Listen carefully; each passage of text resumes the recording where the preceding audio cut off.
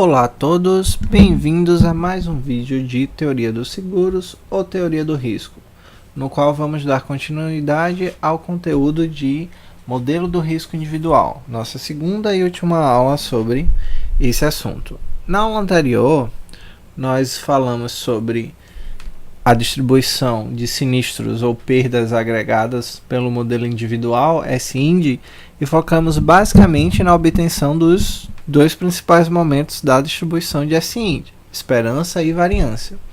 Só que além de obter essas duas coisas que nós já aprendemos a fazer no vídeo anterior, a gente também pode obter a distribuição exata, ou seja, conseguir saber quem é, por exemplo, a distribuição acumulada e com isso escolher um valor para o prêmio tal que a probabilidade de que o sinistro agregado não ultrapasse aquele valor seja de 95% a 99%, assim conseguindo ter uma maior margem de segurança para a solvência da nossa seguradora, tá?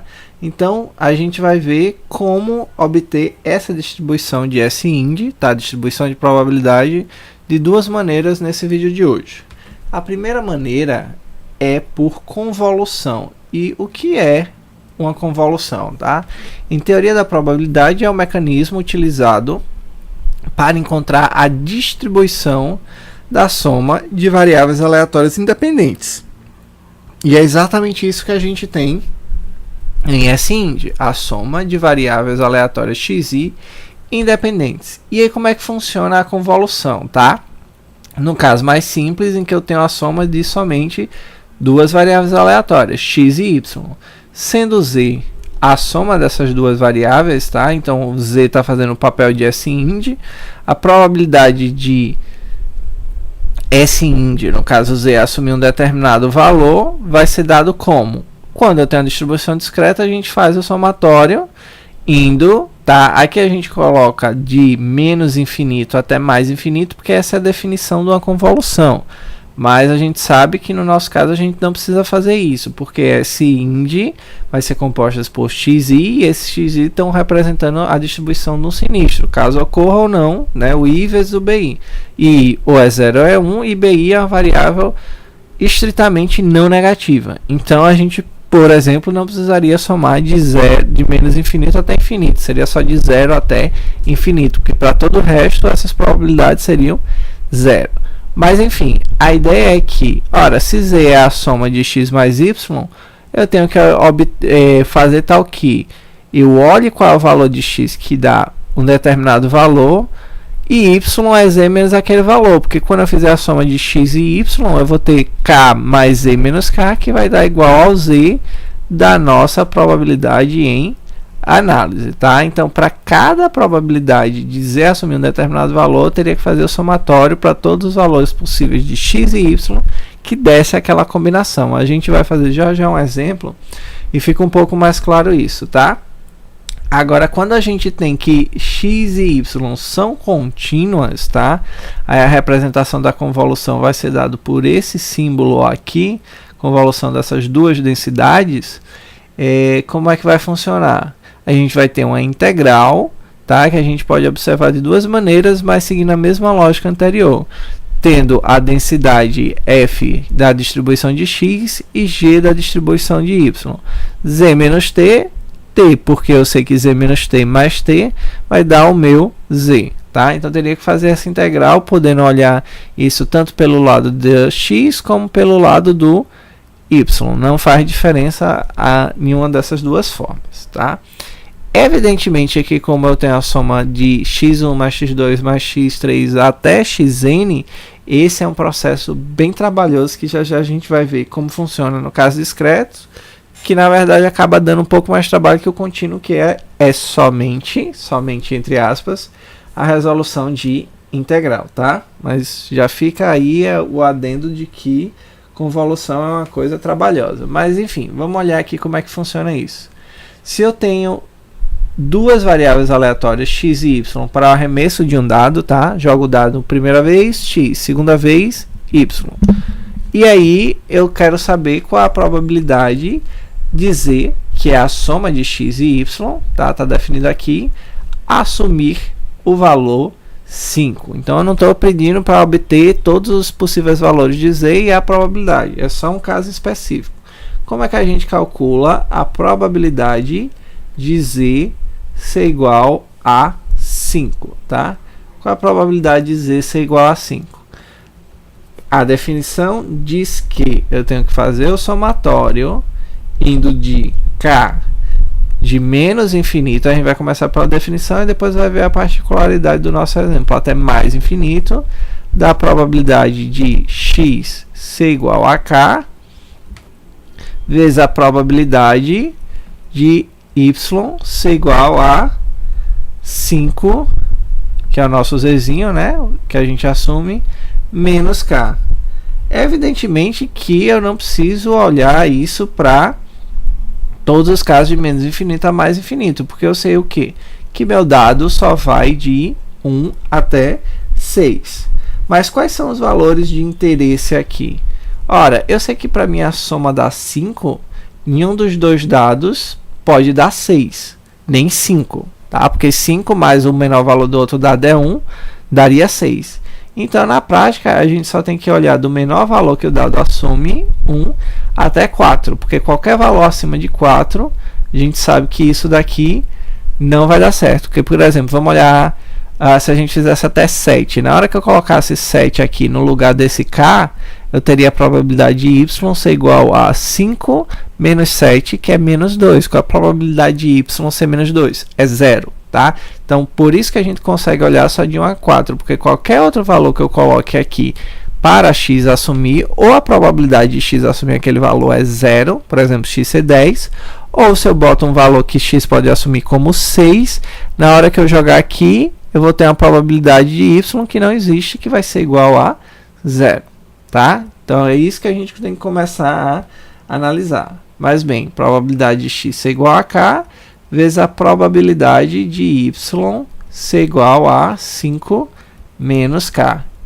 Então, a gente está falando do que? Eu vou resumir aqui para ser mais fácil, tá? O meu cálculo, x e y a gente sabe que tem distribuições iguais, porque representam o arremesso do mesmo dado. O que eu estou falando é a probabilidade de no dado sair o primeiro valor 1, vezes a probabilidade de 5 menos 1 é 4. Mais, tá? Que é um somatório ou a probabilidade, qual é o próximo valor?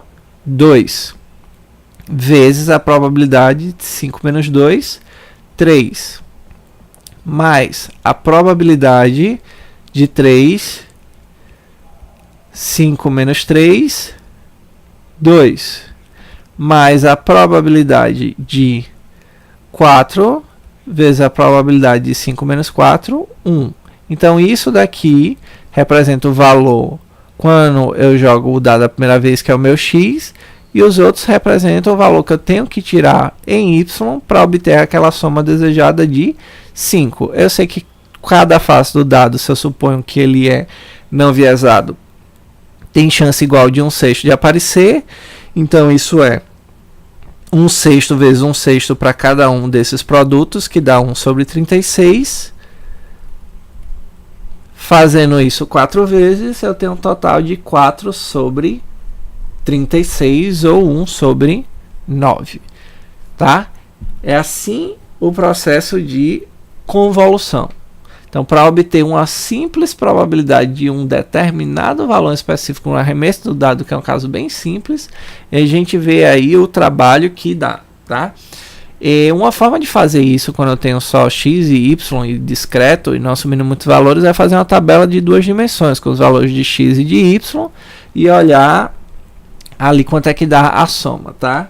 Mas isso nem sempre é possível de fazer, nem prático. Se eu tenho 3 variáveis, já acabou com esse truque.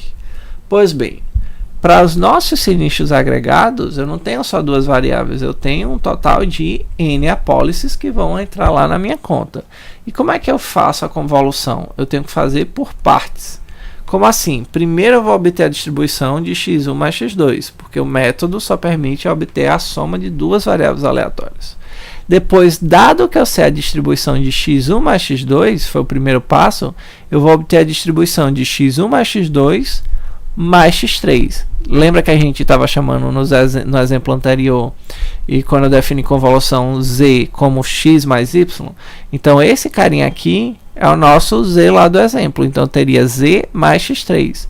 Depois, eu vou ter o que eu vou chamar, por exemplo, de z', que é o meu segundo passo de convolução, mais a quarta variável aleatória x. E por aí vai. Então, é convolução primeiro de x1 mais x2. Obtive a convolução de duas distribuições. Depois pego as duas primeiras e faço a convolução com a terceira, até chegar na n-ésima convolução, onde eu consegui fazer a convolução de todas as variáveis aleatórias. Então, quanto mais apólice, quanto mais possibilidade de sinistro, mais riscos segurados, mais complicado é a nossa convolução, tá? Para a gente não perder tempo, é evidente que nós vamos fazer exemplos relativamente menores e mais simples. Vamos olhar o caso dessa variável aleatória aqui, Sint, composta simplesmente por x1, x2 e x3. Então, só tenho 3 sinistros, são independentes, e aqui eu estou dando a probabilidade, respectivamente, de x.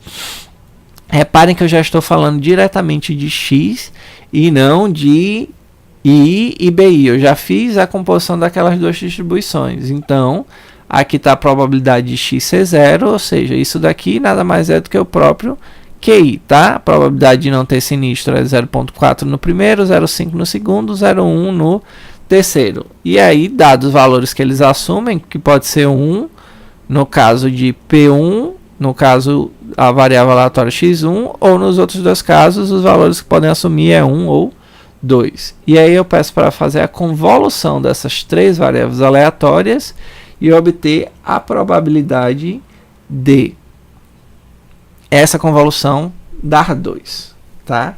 Então, o que é que eu tenho que fazer? Vamos ver o tamanho do processo que é fazer uma convolução.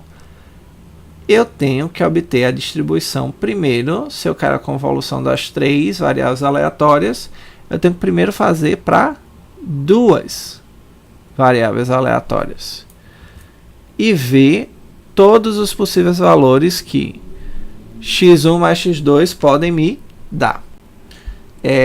Como é que a gente vai fazer? Ora, eu tenho que ver todos os valores que x1 e x2 assumem para ver quais são as possíveis somas, tá? Como a gente tem pouquinho valor, não fica tão difícil. x1 assume 0 e 1, x2 assume 0, 1 e 2. Então, eu sei que essa soma, quando as duas são 0, pode ser 0. Quando um é 0 e a outra é 1, pode ser 1. Pode ser 2 quando ambas são 1, ou a primeira é 0 e a segunda é 2. Pode ser 3 quando x1 é 1 e x2 é 2. E ela pode ser 4? Não, porque para ser 4 ambas teriam que ser 2 e x1 nunca vai ser 2. Então, os possíveis valores que a primeira etapa, a convolução de x1 e x2 assumem, são 0, 1, 2 e 3. E aí, como é que a gente vai calcular cada uma dessas probabilidades? Ora, para ser 0, o que é que tem que acontecer? x1 tem que ser 0 e x2 tem que ser 0. Qual a chance disso acontecer? 0,4 e 0,5. A primeira é 0 e a segunda é 0. Isso é igual a 0,2. Qual a chance de ser 1? Temos duas opções, tá? Repare que para resolver esse tipo de problema a gente tem que lembrar lá regra da soma e regra da adição. Para ser 1, nós temos que a primeira é 1 e a segunda é 0. Se eu falei i, eu tenho um produto. Eu posso fazer isso porque ambas são independentes. Eu tenho 1 e 0, ou é soma. Eu tenho 0 e 1 para x2. E aí eu tenho que substituir essas probabilidades. Ora, P1C1 é 0,6, P2C0 é 0,5. P1C0 é 0,4 e P2C1 é 0,3. Isso vai dar quem? 0,3 mais 0,12, 0,42, tá? De C2. Ora, Novamente, algumas possibilidades. Primeira, para C2, eu posso ter que P1 é 0, por exemplo, e P2 teria que ser 2. Isso pode acontecer? Pode. A outra opção é P1 ser 1 e P2 também ser 2. Tem como eu ter outra opção? P1 ser 2 e P2 ser 0? Não. Então eu fico por aqui. 0.4 vezes 0.2 mais 0.6 vezes 0.3. Isso dá 0.08 mais 0.18, que dá 0.26. E o último caso, que é C3, só tem uma possibilidade. P1 tem que ser 1 e P2 tem que ser 2. 0.6 vezes 0.2 vai dar 0.12. Reparem que se eu somo cada uma dessas quatro probabilidades, 0.2 mais 0.42, 0.62, mais 0.26, 0.88, mais 0.12, 1. Sempre vai dar 1, sempre. Isso é uma variável aleatória, que é a convolução de duas outras, mas não importa, seguem as mesmas regras.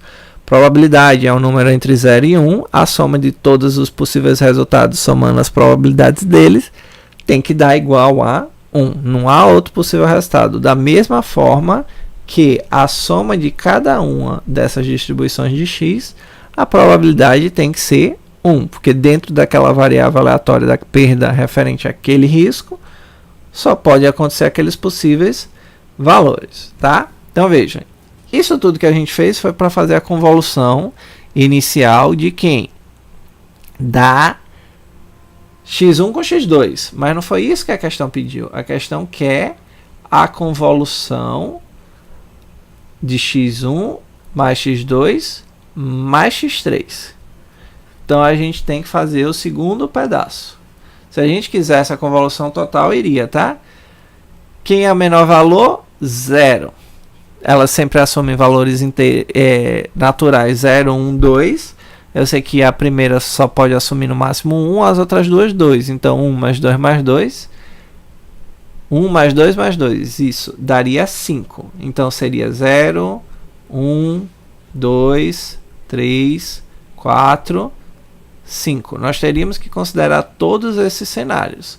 Mas a questão, ainda bem, só quer que a gente responda qual é a probabilidade de ser igual a 2. Eu poderia fazer isso direto, mas eu vou fazer direto só nas próximas. Nessa aqui, só para a gente ter noção do trabalho, eu vou fazer todos os casos. Então, vamos lá. Qual é a chance da soma de x1 mais x2 mais x3 ser 0? Ora, o caso em que isso acontece é quando a soma das duas primeiras dá 0 e a terceira variável aleatória é igual a 0 também. Esse primeiro resultado a gente calculou lá atrás, 0.2. Probabilidade de x3 ser 0 a gente pega direto da tabela, 0.1, então isso é 0.02. Quando é que a soma de x1 mais x2 mais x3 pode ser 1? Novamente, dois casos. Primeiro, quando as duas primeiras são 0 e a terceira é 1, ou quando as duas primeiras são 1 e a segunda é 0. Esses dois valores de convolução foram obtidos anteriormente e são igual aqui. As duas primeiras ser 0, a gente viu também ali em cima, 0.2 vezes a outra C1, 0.3. As duas primeiras serem iguais a 1, 0.42. E a terceira ser igual a 0, 0.1. Fazendo tudo isso, 0.102. E finalmente chegando onde nós desejamos, qual a probabilidade da convolução de x1 mais x2 mais x3 ser igual a 2? Bem, três casos. Pode ter que as duas primeiras dão 2 e a terceira é igual a 0. Pode ser que as duas primeiras dão 1 e a segunda e a terceira, desculpa, é igual a 1. E pode ser, ou, né, que eu tenho as duas primeiras dando 0 e a terceira sendo igual a 2. Ora, fazendo a substituição de cada um desses valores, probabilidade das duas primeiras serem 2, 0,26. A terceira ser 0, 0,1. 0,42, 0,3. E por fim, das duas primeiras serem 0 é 0,2 e da última ser 2, 0,6. Calculando tudo isso, somando 0,272. Esse é o valor que se perguntou na questão. Então, olha o tamanho do trabalho que a gente tem para chegar numa única probabilidade, tá? Se a gente fosse fazer a distribuição completa, ainda teríamos 3 casos, para 3, para 4 e para 5. Quanto mais distribuições estão envolvidas dentro da minha SIND, maior é o trabalho, tá? Vamos outro exemplo aí que a gente vai aprender como pular um pouquinho daqueles passos. Continua dando problema. A gente tem que fazer a mesma quantidade de conta, mas a gente consegue fazer direto, tá? Tem o x1, x2, x3, mutuamente independente. Novamente, distribuição de probabilidade de cada uma delas. E aí ele pede para a gente calcular a probabilidade de SIND, que é a soma de x1, x2, x3 ser igual a 5, ou seja, fazer a convolução das 3 variáveis aleatórias e calcular a chance ser igual a 5. A gente poderia fazer como a gente fez no exemplo anterior. Primeiro calcular toda a distribuição de P2 para todos os possíveis valores e depois calcular P3 para esse caso específico de 5. Mas, ora, dá para a gente, como é um caso discreto e poucos valores, é possível fazer direto. O que é que a gente vai ter que fazer? Todas as combinações possíveis e imagináveis de valores de x1, x2, x3 que deem igual a 5. A gente é um pouco ajudado pela questão, ó, porque x1 só assume 0 ou 1 e x2 só assume 0, 1 ou 2. A única que pode assumir o valor de 3 é x3. Então vamos ver todas as possíveis combinações que a gente vai chegar em 5. Ora, x1, tá? E aí eu vou colocar aqui para facilitar. Se x1 for 0, qual é a possibilidade da soma das 3 dar 5? Só um caso. x2 é 2 e x3 é 3. Quando x1 é 0, essa é a única possibilidade de eu ter um valor total de SIND de 5. Mas pode ser que x1 assuma seu outro valor, possível que é 1. E aí, nesse caso, como é que eu posso chegar no 5? Ora, eu posso ter o caso em que o x2 é 1 e o x3 é igual a 3. 1 mais 1 mais 3 é 5. Ou o último caso possível, que é o quê? x1 é 1, x2 é 2, 1 mais 2 é 3, então x3 teria que ser obrigatoriamente 2 também. Vocês podem olhar aí para ver se ficou faltando algum, mas creio que não. São essas as 3 possíveis formas que a soma desse x1, x2 e x3 podem dar 5. O resto da questão é o quê? Substituição das probabilidades. 0,9 vezes 0,2 vezes 0,25 mais 0,1 vezes 0,3 vezes 0,25 mais 0,1 vezes 0,2 vezes 0,25. Somando tudo isso, a gente vai ter 0,0575, certo? Então, assim, eu posso conseguir chegar numa resposta de uma convolução de mais do que 2 diretamente sem ter que fazer o meio do caminho, mas a gente acaba correndo mais risco, como eu estou fazendo mais rápido, de esquecer alguma combinação que dá o valor de interesse. Se eu tivesse 10 variáveis aleatórias, seria mais complicado ainda, tá certo? Mas é possível. Só que, repara que como tudo isso é complicado e é bastante conta, tá? A gente tem uma forma mais prática, principalmente no caso das contínuas, de obter a distribuição de S-ind, tá? Que é usando função geradora de momentos ou FGM. Ora, pela definição, a função geradora de momentos de S-ind é quem?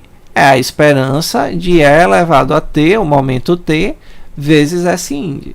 Mas, ora, o que é que a gente sabe? Eu sei que...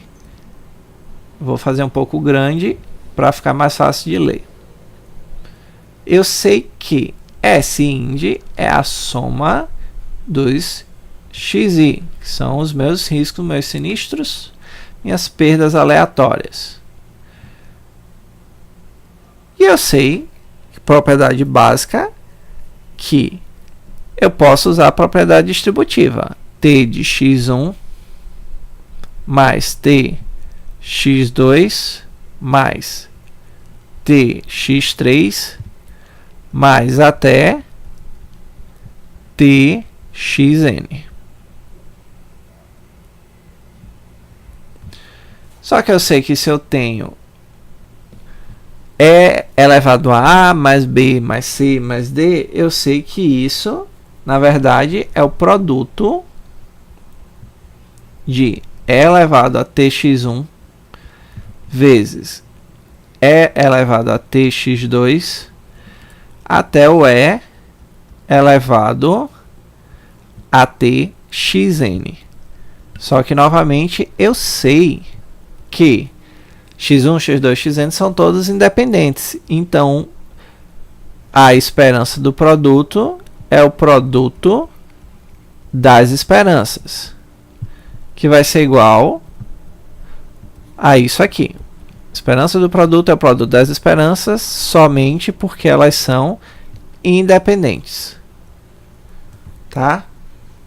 Só que quem é a esperança de E elevado a tx1? Ora, isso é a função geradora de momentos de x1 aplicada em t. Função geradora de momentos de x2 aplicada em t. Até a função geradora de momento de xn aplicada em t. É o produto, logo é o produtório indo de 1 até n da função geradora de momentos de xi aplicada no instante t. Isso facilita a minha vida bastante, tá? Vamos ver um exemplo. Se eu tenho x1, x2 até xn independentes e identicamente distribuídas, com x1 tendo distribuição exponencial com parâmetro lambda, qual a distribuição de S-ind? Ora, eu sei que se eu tenho uma distribuição exponencial, a densidade de x vai ser dada por quem? Lambda é elevado a menos lambda x, lambda maior do que zero, x maior ou igual a zero. Tá? Isso é a definição da distribuição exponencial na parametrização que nós estamos utilizando. Quem é, então, a função geradora de momentos de x? Ora, é a esperança de E elevado a tx, que é a integral de 0 até mais infinito, é o domínio de x, de E tx vezes a densidade, que é lambda E menos lambda x dx. Lembrar que eu tenho uma função de x, cálculo da esperança. Então, vai ser sempre a função certo? Vezes a densidade. Essa é a definição de esperança de g de x. O que é que eu posso fazer com isso aqui? Ora, eu posso tirar o lambda de dentro e ficar com a integral de 0 até mais infinito de quem? De E. Se eu boto em evidência aqui, reparem que vai ser t menos lambda x. E aí? Fazendo a seguinte transformação de variável, vou chamar t menos lambda x de z igual a z, tá? E fazendo a transformação, ou seja, aqui em cima eu vou ficar com e elevado a z, a gente vai ficar com isso daqui, ó. Lambda sobre t menos lambda integral de 0 até mais infinito de EZ dz, tá? Fazendo a derivada aqui de um lado e do outro, sobra esse t menos lambda dx dz. E aí, como é que eu resolvo isso? Ora, fazendo pura e simplesmente a aplicação da fórmula. Qual a integral de e elevado a qualquer a x? É elevado a x, tá? Então, isso vai ficar lambda t menos lambda é elevado, só que z é igual a t menos lambda vezes x. Eu tenho que voltar porque eu não mudei meus limites, eu continuei deixando de 0 até mais infinito. E aí, resolvendo isso, eu vou ter igual a quem? Lambda sobre t menos lambda. E aí, resolvendo e elevado a t menos lambda vezes x para os limites de integração, a gente sabe que quando vai para infinito, vai virar o quê? Limite de e elevado a t menos lambda x, quando o x vai para mais infinito. E o outro pedaço vai ser quando x é 0, qualquer coisa vezes 0, elevado a 0 vai dar 1. Tá? E aí, o que é que eu tenho que pensar aqui? Existem três possibilidades, tá, para a resolução desse limite aqui. Pode-se ter que t é maior do que lambda. Se t é maior do que lambda, esse pedaço daqui vai ser positivo. É elevado a algo positivo que multiplica algo que está indo para infinito, quer dizer que esse limite vai para mais infinito. Eu tenho a possibilidade que t menos lambda é igual a 0, ou seja, t igual a lambda. Se isso é 0, é elevado a 0 vezes qualquer coisa é 0. Desculpa, é 0 vezes, não importa para onde x está indo, isso daqui vai ser elevado a 0, é 1, 1 menos 1. Todo esse pedaço daqui daria 0, a minha função geradora de momento seria 0. Então, o único caso de interesse da gente é quando o momento é menor do que o lambda. T menos lambda vai implicar o quê? Que esse limite daí vai convergir para quanto? Para 0, tá? Esse 0 daqui, desculpa, é a expressão toda. Deixa eu só apagar para ficar claro o que é que eu estou falando. Quando t é igual a lambda, o limite vai ser igual a 1. 1 menos 1 é igual a 0. A expressão 0, tá? Agora, quando t é menor que lambda, quer dizer o quê? Que esse pedacinho daqui vai ser negativo. Lambda é maior do que t, então esse pedaço é negativo. Então, eu vou ter indo para infinito vezes uma coisa negativa. Então, e vai para menos infinito. Isso é igual a 0. Essa expressão aqui da nossa integral vai ser igual a menos 1. Então, a função geradora de momentos da exponencial é igual a lambda menos t, porque eu tenho menos 1 multiplicando, somente quando t é menor do que lambda. A gente só consegue solucionar ela nesse caso. Certo? Lembrando que quando a gente quer obter, por exemplo, a esperança usando uma função geradora de momentos, eu tenho que fazer o quê? A esperança de x. Calcular a derivada da função e igualar o t a 0, né? Avaliar igual a 0. Bem, isso é a função geradora de momento de x, que eu vou reescrever só para poder utilizar para a gente tem que resolver nosso problema ainda, que é da soma de exponenciais, tá? Isso aqui é só de uma exponencial sozinha. Eu posso escrever isso como lambda menos t sobre lambda. Foi o que eu fiz, eu inverti a minha função menos 1. Agora que eu vi que eu tinha deixado a aula todinha a paleta aparecendo, peço desculpa a vocês, tá? Mas enfim, eu posso inverter a minha função e aí eu posso resolver isso de que forma? Lambda dividido por lambda é igual a 1 menos t lambda menos 1 elevado a menos 1. Eu só deixei mais complicada essa expressão que a gente tinha anteriormente. Mas por quê? Porque, ora, quando a gente vai resolver a nossa pergunta, que é quem é a função geradora de momentos de S_ ind? Ora, é o produtório com i indo de 1 até n da função geradora de momentos de cada um dos xi, só que são todos independentes e identicamente distribuídos com distribuição exponencial lambda. Logo, todo mundo tem a mesma função geradora de momentos. E aí eu deixei ela nessa forma porque eu estou fazendo o produtório de tudo isso daqui que é igual. Então é a vezes a vezes a vezes a é a elevado a n. 1 menos t lambda menos 1 elevado a menos n. Menos 1 vezes o n que fiz várias vezes. Por que que isso é importante? Porque eu sei, vocês podem conferir, a gente vai ver isso em aulas futuras, que isso daqui é a função geradora de momentos de uma gama n lambda.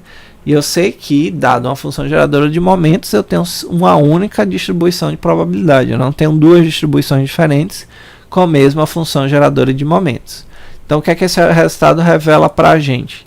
Que a soma de exponenciais com parâmetro lambda, quando eu somo n exponenciais, vai dar uma distribuição gama, em que o primeiro parâmetro é n e o segundo é lambda, tá?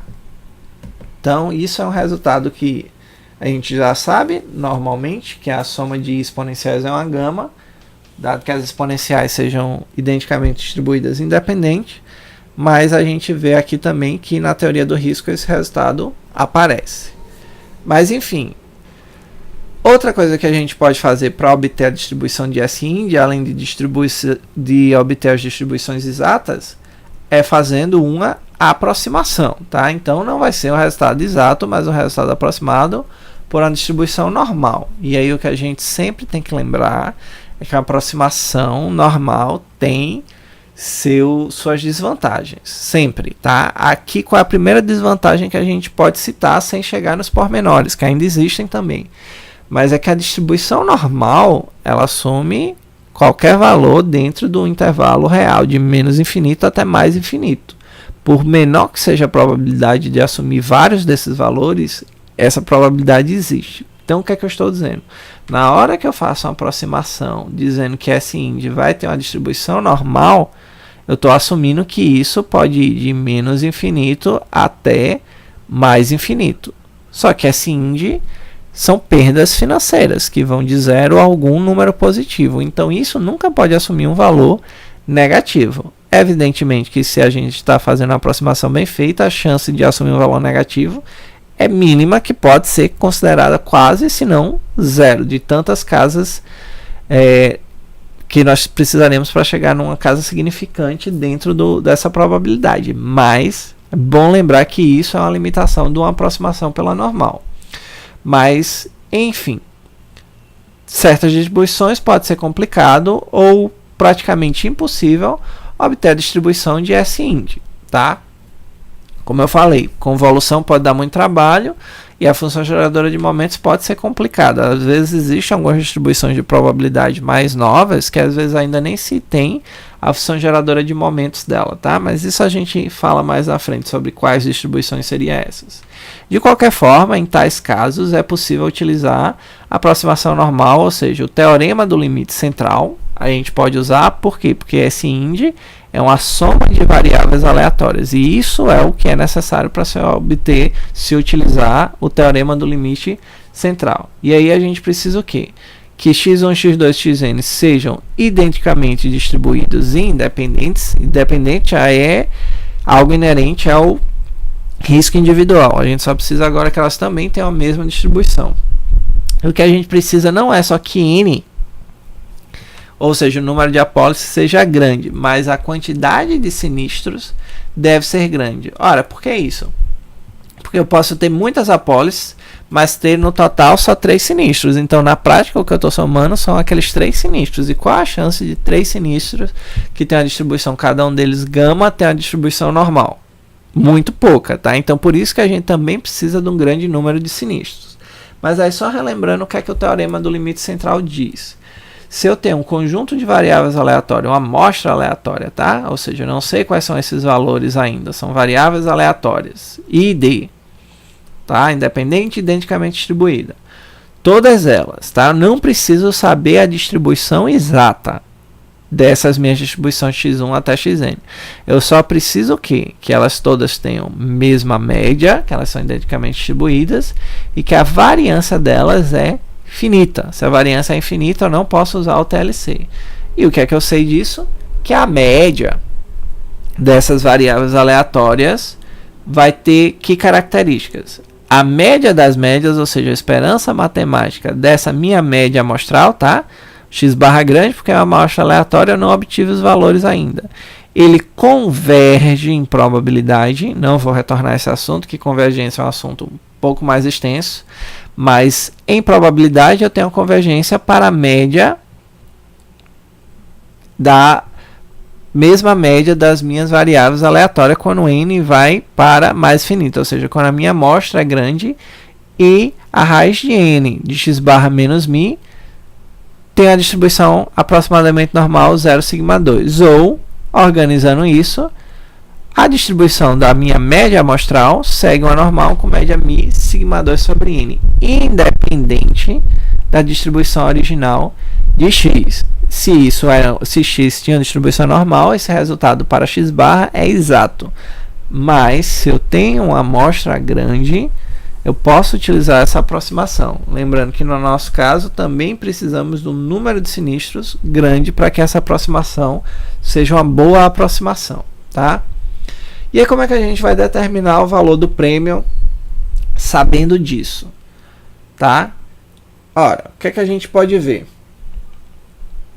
A gente tem que a probabilidade de S-ind ser maior do que o prêmio é igual a alfa. Então vamos lá. O prêmio é o que efetivamente a seguradora está cobrando. Isso daqui é nosso prêmio puro lá no Ferreira, ou seja, o prêmio com carregamento estatístico.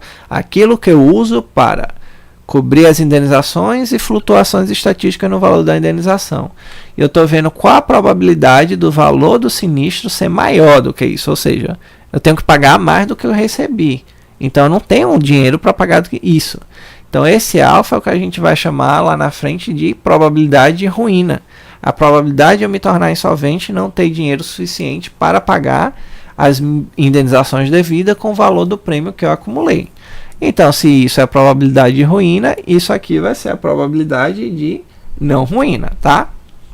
Então, o que é que eu estou fazendo aqui? Eu estou partindo dessa fórmula, ou seja, da probabilidade de não ter ruína, e fazendo o quê? Nada mais do que a padronização. Subtrair a média e dividir pelo desvio padrão. Se esse índice segue distribuição normal, com média dada por isso e desvio padrão dado por isso, na hora que eu faço a padronização, tá? Aqui está faltando um quadradinho, que isso é a variância de S-ind e isso é a média. Na hora que eu faço essa padronização de subtrair a média e dividir pelo desvio padrão, vocês sabem que eu chego em uma normal padrão. Normal menos sua média dividido pelo seu desvio. Normal padrão. Então, eu fiz a padronização aqui, que é esse Z. E esse lado daqui eu tenho o valor do prêmio menos a média de sinistro dividido pelo desvio padrão desse sinistro individual. Ou seja, pegando só esse pedacinho daqui, tá? Pegando esse pedacinho daqui olhando para o valor Z que a gente tem que encontrar, eu posso isolar o meu prêmio, tá? Dessa seguinte forma. Então, se eu coloco o meu prêmio tal que é minha esperança de S-Ind, ou seja, o meu prêmio de risco segundo Ferreira, mais o valor tabelado da normal vezes o desvio padrão de S-Ind, eu consigo garantir o quê? Que minha probabilidade de solvência é de 1 menos alfa, dado que eu determine meu prêmio dessa forma. Só que a gente sabe que o nosso prêmio, certo? Com o carregamento, que é esse que a gente está usando, é 1 mais θ vezes a esperança do S-Ind. Então, substituindo isso aqui dentro, a gente vai ter o que? A esperança de S vezes 1 mais θ, dado a esperança de S, valor tabelado vezes o desvio padrão. Cancelando isso aqui, dividindo e isolando θ, a gente vai obter essa expressão, valor tabelado vezes o desvio sobre a esperança. Eu sei que desvio dividido por esperança é o coeficiente de variação. Por que isso é importante da gente analisar? Para a gente entender isso aqui sobre o nosso prêmio. Quando eu diminuo alfa, ou seja, alfa é a probabilidade de ruína. Então, quando eu diminuo a probabilidade de ruína, ou seja, aumenta a probabilidade do meu segurador continuar solvente, o que é que eu estou fazendo efetivamente? Diminuir o alfa, quer dizer que eu tenho uma distribuição normal.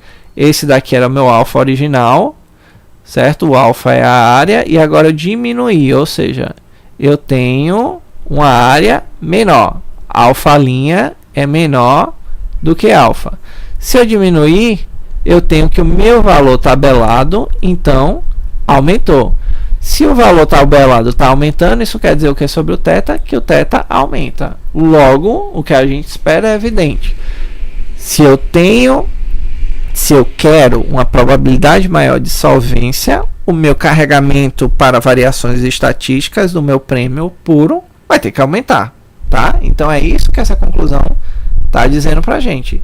Se eu aumento a probabilidade de solvência, ou seja, diminuo a probabilidade de ruína, o meu carregamento para variações estatísticas aumenta. E o que é que acontece se o coeficiente de variação aumenta? O que é o coeficiente de variação? É esse pedaço daqui, que é essa divisão aqui. Ora, o coeficiente de variação, eu estou dizendo que a variabilidade dos meus sinistros agregados em relação à média está aumentando. Então, eu tenho uma distribuição mais dispersa, então meu resultado é mais difícil de prever, ele está mais disperso. Os valores estão mais espaçados. Isso quer dizer o quê? Que se eu tenho essa variabilidade maior, para manter o mesmo nível de solvência, a minha margem estatística para flutuações vai ter que ser maior. Maior variabilidade, preciso de um carregamento maior para manter minha solvência no nível desejado, tá?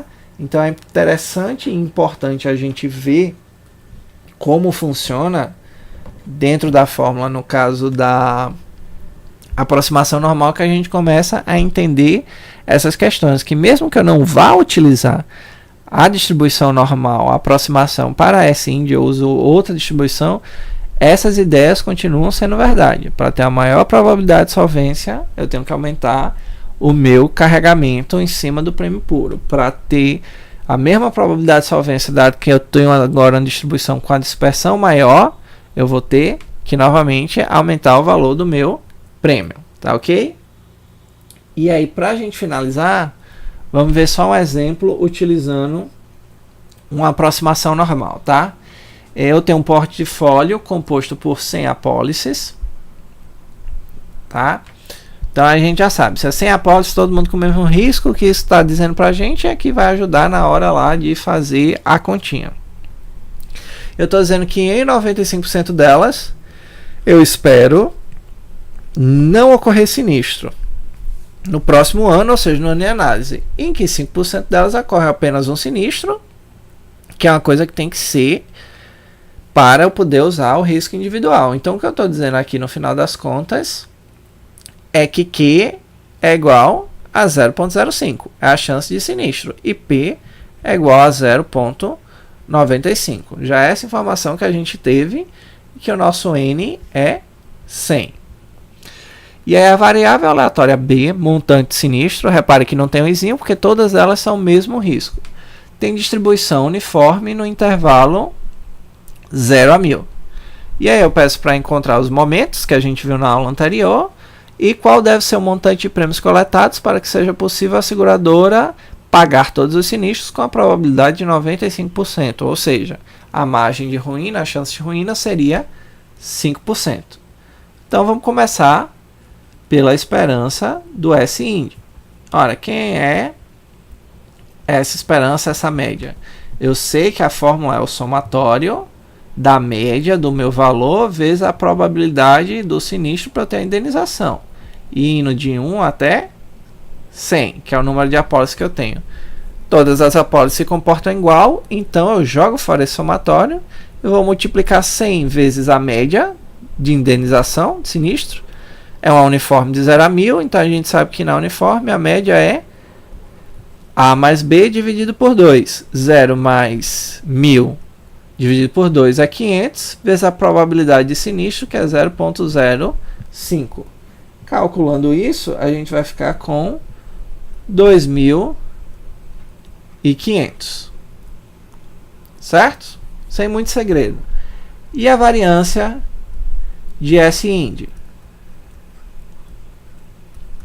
Vai ser quem? Novamente, é um somatório para todas as apólices de 1 até 100, que a gente sabe que na prática vai virar uma multiplicação 100 vezes o valor da variância para uma delas em específico. E aí são duas parcelas, lembra? Primeiro é a parcela referente ao quê? A variação no montante, no valor, no total do que eu vou pagar de indenização. Isso é representado por sigma 2 vezes o quê? A probabilidade de indenização. Lembra, é sempre algo referente ao B, algo referente ao I. Mas agora a variabilidade que acontece onde? Na quantidade, no total de indenizações que eu vou ter que pagar. Que é o Mi ao quadrado vezes o Q vezes o P. Ignorando o I, porque todo mundo é o mesmo perfil de risco. Ora, todo mundo igual, então isso é 100. Sigma 2, aí a gente tem que lembrar que na uniforme a variância de x é igual a b menos a ao quadrado sobre 12. 1000 menos 0 ao quadrado sobre 12, tá? Que vai dar... Eu vou deixar aqui e vocês calculam se quiser saber o valor exato, mas deixar a fração. 1000 ao quadrado sobre 12, probabilidade de sinistro é 0,05, mais Mi, que é 500 ao quadrado, vezes quem? Vezes 0,05, vezes a probabilidade de não ocorrência, porque 0,05 vezes 0,95 representa a variabilidade no total, tá? De indenizações que eu tenho a fazer. Essa variância vai dar um número bem grande, 1.604.167. Tá? Como ali a gente tem uns arredondamentos, esse é o valor que a gente vai ter no final. Se a gente calcula agora o desvio padrão de S-Ind, que é o que a gente usa efetivamente na aproximação normal, desvio padrão, e na variância, o desvio de S-Ind, a raiz disso é 1.266,58. Tá? Obviamente com arredondamentos aí. E aí a gente vai para a pergunta final, que é a probabilidade de ter uma solvência de 95%, quem deve ser o prêmio. Então, ora, o que eu estou dizendo é, se eu quero solvência, então os meus sinistros agregados têm que ser menor ou igual ao prêmio. O prêmio é quem eu quero encontrar, de forma que isso me dá uma solvência de 95%, é o que eu quero. Então eu sei que eu tenho que fazer o quê? Padronizar de um lado e do outro para transformar isso na normal padrão. Mas a comparação que a gente está fazendo é, eu estou pegando o prêmio que eu quero, subtraindo, que a padronização é subtrair a média e dividir pelo desvio padrão de S-Ind, e eu quero isso de tal forma que quando eu faço a padronização, o valor tabelado vai me dar esses 95%.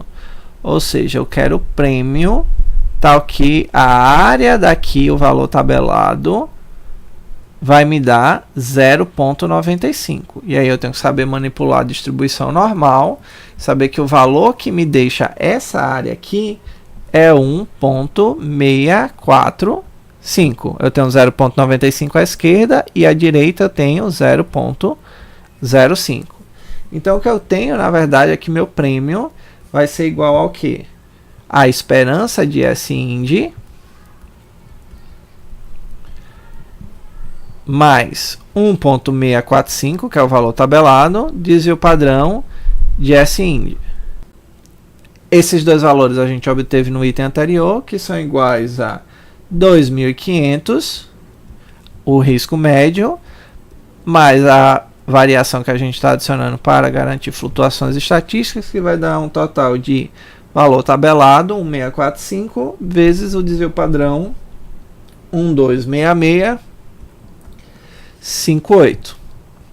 Calculando isso, é 4.583,52, tá? Novamente, o objetivo aqui já é discutir teoria do risco e não ficar voltando na parte de distribuição normal, que eu já estou supondo que os alunos já dominam. Se não dominarem, corram atrás, porque é o pré-requisito básico da disciplina. Mas, para a gente entender bem, se isso fosse a distribuição de S-IND aproximada pela normal, certo? Com essa média que a gente calculou, isso é o meu Mi, e isso daqui é o meu sigma, tá? Com esse Mi e esse sigma calculados, isso é o Mi e isso é o sigma de S-IND, esse valor de prêmio que a gente acabou de delimitar, 4.583,52, tá? Esse valor aqui é o que? É o valor tal que 95% dos sinistros que vão ocorrer e que eu terei que indenizar não vão ultrapassar esse valor. É isso que esse valor está dizendo para mim.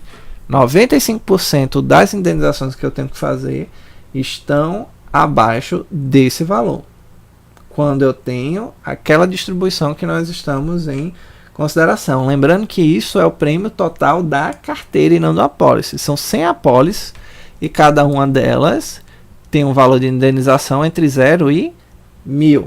Aí você vai dizer, mas como é que 4.500 vai ser suficiente para cobrir 100 apólices que vão de 0 a 1.000? Mas, ora, essas 100 apólices, a probabilidade de sinistro é só de 0,05. Então, se eu estou fazendo uma matemática bem simples para dizer, em média eu só tenho 5 sinistros, certo? Que vão de 0 a 1.000. Então, o que eu estou dizendo é que, no máximo, eu teria que pagar o quê? 5.000. Então, esse valor me garante que, em 95% dos casos, eu não vou ter que, no total, pagar mais do que a indenização. Se eu faço a divisão por 100 desse valor, vai ficar quem? 45,84 arredondando. Isso seria o valor do prêmio a se cobrar de cada uma dessas apólices para que a margem de solvência da seguradora fosse de 95%. Bem, essas foram as referências utilizadas na aula anterior e nessa seguimos com os dois livros básicos, mais o livro do Bolland, que ajuda bastante nessa parte de demonstrar a esperança e variância de S, tanto no risco individual como no coletivo. Ficamos por aqui, até um próximo vídeo.